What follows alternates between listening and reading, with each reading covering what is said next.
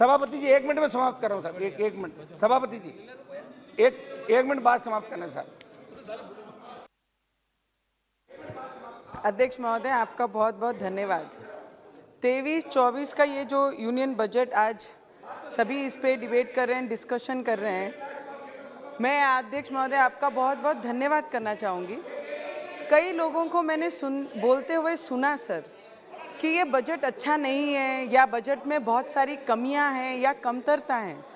मुझे आपसे ये गुहार लगानी है सर, क्योंकि हम जिस स्थिति से ये देश गुजरा है 2 साल कोविड के पीरियड में, उसके बाद ये अपेक्षित नहीं था देश को इतना स्टेबल रखना।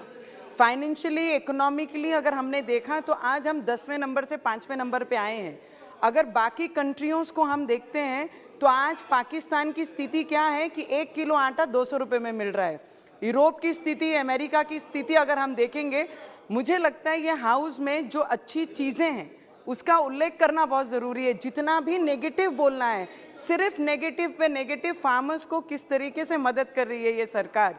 मुझे लगता है कि देश के फाइनेंशियल हमारे जो मंत्री हैं, कराड़ साहब हैं, निर्मला सीतारामन जी हमारे देश की प्राइम मिनिस्टर जी हैं, उन्होंने देश को डूबने नहीं दिया।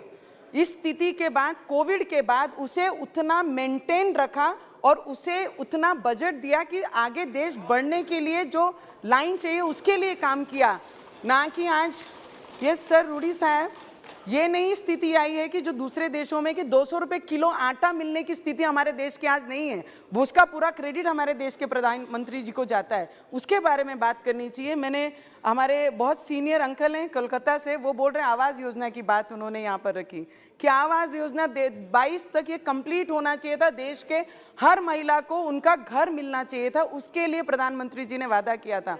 मुझे बताइए कि ये घर में, ये फ्लोर पे या प्रधानमंत्री जी ने आवास का वादा किया था तो वो उसके लिए पूरा करने के लिए भी फंड हर इसमें बजट में वो घोषणा कर रहे हैं कि हर महिलाओं को उनका पक्का मकान मिलना चाहिए।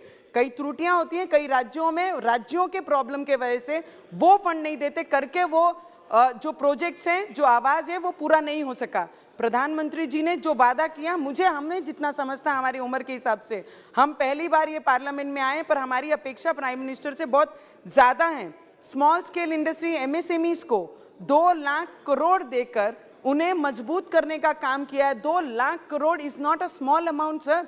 कोविड के बाद इतनी अपेक्षा नहीं थी कि स्मॉल स्केल इंडस्ट्रीज को, एमएसएमई को इतना मजबूत करने के लिए इतना बड़ा फंड देके उन्हें जो टैक्स में रिलैक्सेशन दिया है। कुछ त्रुटियां, कुछ प्रॉब्लम्स हैं कि आने वाले समय में वो प्रॉब्लम्स हमें एमएसएमई वालों के लिए सॉल्व करना चाहिए। और अमृत भारत स्टेशन योजना के अंतर्गत सर 25 और 27 तक हमारे महाराष्ट्र में काफ़ी रेलवे स्टेशन लिए कि मॉडर्न रेलवे स्टेशन उसे बनाना है। उसमें बंडेरा स्टेशन है जो 25 तक पूरा होगा, 27 तक हमारा अमरावती स्टेशन है और भुसावल डिवीजन के, जिसे हम रिप्रेजेंट करते हैं, बहुत सारे स्टेशन, उसका भी नया काम होगा।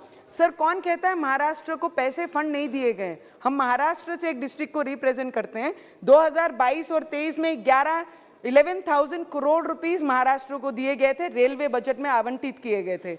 और 23 और 24 में 13,500 करोड़ रुपीस दिया है। तो कौन कहता है बजट में हम नीचे गए? बजट में हमने बढ़ोतरी की है, हमने बढ़ाकर हमारे राज्य को बजट दिया। इरिगेशन में सर महाराष्ट्र को 800 करोड़ दिया गया है, रूरल कनेक्टिविटी को 400 करोड़ रुपए दिए गए हैं, और क्लाइमेट प्रोजेक्ट्स के लिए महाराष्ट्र में 585 crore rupees, ministry of urban project के लिए 786 करोड़ सर, स्टेट को हेल्प करने के लिए 1,30,000 करोड़ का एक बैलेंस अमाउंट बनाया। जितनी स्टेट मांगेगी उसके अकॉर्डिंगली राज्य सरकार को केंद्र सरकार देगी। उसके लिए मैं केंद्र सरकार का दिल से बहुत बहुत धन्यवाद करती हूं सर।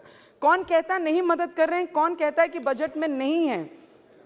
सर हमारे बन्नेरा में वैगन कारखाना है जिसका प्रोजेक्ट ऑलमोस्ट 90% कंप्लीट हो गया है। उसके लिए 23-24 के बजट में 40 करोड़ से भी ज़्यादा हमारे वैगन कारखाने को मिला है। तो मैं आपसे विनती करूंगी कि उसका भी जल्द से जल्द लोकार्पण करके वहाँ पर रोजगार की एक लाइन शुरुआत की जाए, उसके लिए मैं आपसे विनती करूंगी।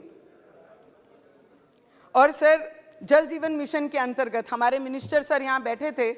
जल जीवन मिशन में हमारे रूरल एरियाज़ में और ट्राइबल एरिया में जब कभी किसी ने नल से जल मिलने की नाम भी कभी नहीं सुना था, हर गांव में, हर ट्राइबल क्षेत्र में, हर घर में नल की योजना, वहाँ पे पानी की टाकी, जो पाइपलाइन का काम, ये जल मिशन के अंतर्गत हो रहा है। और सुबह ही हमारे मंत्री महोदय ने यहाँ पर हमारे उप मुख्यमंत्री डिप्टी सीएम साहब की तारीफ की कि जिस तरीके से हमें राज्यों का अपेक्षित है केंद्र को साथ देना, उसी तरीके से उससे कई ज़्यादा साथ हमारे देवेंद्र फडणवीस जी दे रहे हैं। और जल जीवन मिशन का जो टारगेट है वो महाराष्ट्र में पूरा करने का प्रयत्न वो कर रहे हैं। एयरपोर्ट में सर 75 सालों में जो एयरपोर्ट के नंबर्स भी पूरे नहीं कर सके, ये 8 वर्षों में ये सरकार ने उतने नए एयरपोर्ट बनाने की घोषणा ये अपने इस बजट में की है। तो मुझे लगता है हमारे जैसे क्षेत्र, रूरल क्षेत्रों से आने वाले लोगों को अमरावती क्षेत्र के लिए 75 करोड़ रुपया पिछले साल दिए हैं। तो मैं सिर्फ विनंती करूंगी जल्द से जल्द उसका काम पूरा हो, जिससे हमारी अमरावती भी आने वाले समय में उड़ान भरे। Health department, medical, government medical college हो, एम्स हो, नर्सिंग कॉलेजेस हो, यही सब होता है जब आप देश के अर्थव्यवस्था है, जब बजट के बारे में चर्चा करते हैं तो सामान्य लोगों को आपसे यही अपेक्षा है। सर 1.5 मिनिट दीजिए सर। तो टेक्सटाईल पार्क मी कराड साहेबांना विनंती करन की मागच्या वर्षी जो लास्ट टाइम पे हमारे देश के प्राइम मिनिस्टर जी ने टेक्सटाइल पार्क घोषणा की थी कि कई राज्यों में, कई डिस्ट्रिक्टों में हम टेक्सटाइल पार्क देंगे। हमारा क्षेत्र कपास उत्पादन करने वाला क्षेत्र है, जिला है, तो टेक्सटाइल पार्क की हमने वहाँ से भी डिमांड की है। महाराष्ट्र से भी रिकमेंडेशन हमारी आप तक, सेंट्रल गवर्नमेंट तक आई है। तो आपने अगर वो दिया तो हमारे यहाँ पे रोजगार के बहुत सारे साधन उपलब्ध होंगे और किसानों को बहुत बड़ी मदद होगी। सर आदिवासी क्षेत्र के लिए एकलव्य स्कूल देकर 38,000 नई भर्तियां जो टीचर्स की करेंगे, मुझे लगता है आदिवासी क्षेत्रों में इसकी सबसे ज्यादा जरूरत है। और आने वाले समय में अगर ये टीचर्स और इतनी भर्ती अगर वहाँ पे करेंगे रूरल एरिया में, तो हमारे आदिवासी भाई बहन, बच्चे जो उनके हैं, वो आगे बढ़ने का उनको मौका मिलेगा। सर बिहार से मेरे भाई ने एक बहुत अच्छा, बहुत सर एक लास्ट मिनट, सुबह से यहीं बैठे हैं सर, अकेले हैं तो एक मिनट करके मांग के आगे जा रहे हैं।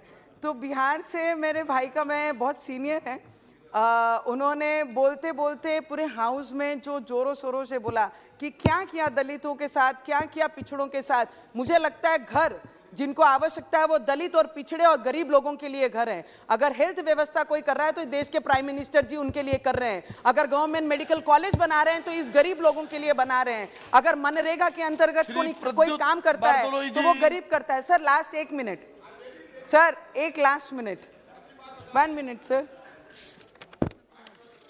Sir last 1 minute, I just take 1 minute sir. Last वाक्य, अंतिम वाक्य बोलिए, बस बैठिए फिर।